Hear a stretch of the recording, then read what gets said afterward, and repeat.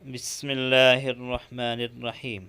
آج تمرین نمبر 8 پڑھیں گے جو ذو کے بارے میں ہے۔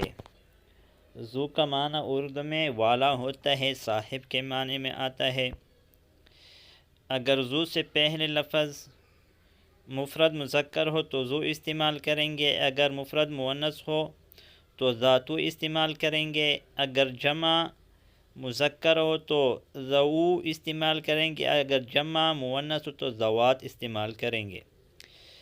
تأمل الامثلة الآتیة لذو، آنے والے ذو کی مثالوں میں غور و فکر کرو۔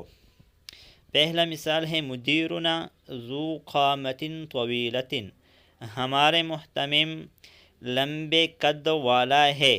ذو والا، قامت قد طویلۃ لمبا، ہمارے محتمم لمبے قد والا ہے۔ ھذا الدفتر ذو ورق مسطر، اے دفتر لکیر جو مسطر لکیر کو کہا جاتا ہے، لکیر کھینچنا لائن، ورق صفحے کو کہا جاتا ہے۔ اے دفتر لمبے یا لکیر کے صفوں والا ہے۔ تیسرا ہے احمد طالب ذو علم و خلق، احمد علم اور اخلاق والا طالب علم ہے۔ احمد طالب ذو علم و خلق، احمد علم اور اخلاق والا طالب علم ہے۔ ھذا القمیص ذو کم قصیر، اے قمیص چھوٹے آستین والا ہے۔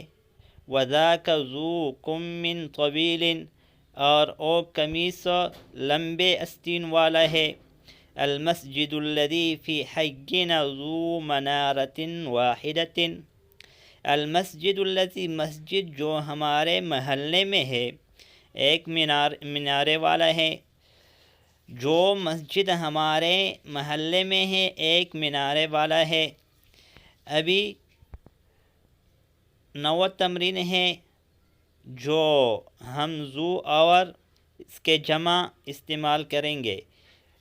9 تمرین ہے اقرأ الامثلہ، مثالوں کو پڑھو، ثم حول الجملۃ الآتیۃ مثلہا، پھر آنے والے جملے اس کے مثل تبدیل کرو، تغییر کرو۔ پہلا مثال ہے ھذا الطالب ذو خلق، اے طالب علم اچھے اخلاق والا ہے، اخلاق والا ہے۔ ابھی با میں ہے ھذا کا جمع استعمال ہوئے، جو ھذا کا جمع ہؤلاء استعمال ہوتے، طالب کی جمع الطلاب ہے، ذو کی جمع ذو آتا ہے۔ ھؤلاء الطلاب ذو خلق، اور اے سب طلباء اچھے اخلاق والے ہیں۔ ھذہ الطالبۃ ذات خلق، اور اے طالب علمہ اور اے متعلمہ اچھی اخلاق والی ہے۔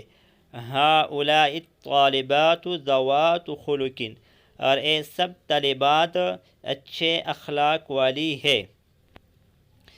ھذا الرجل ذو مال کثیر، اے آدمی زیادہ مال والا ہے۔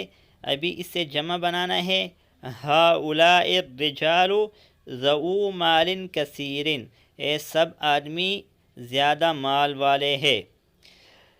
ھذہ الامرأۃ ذات مال کثیر، اور اے عورت زیادہ مال والی ہے۔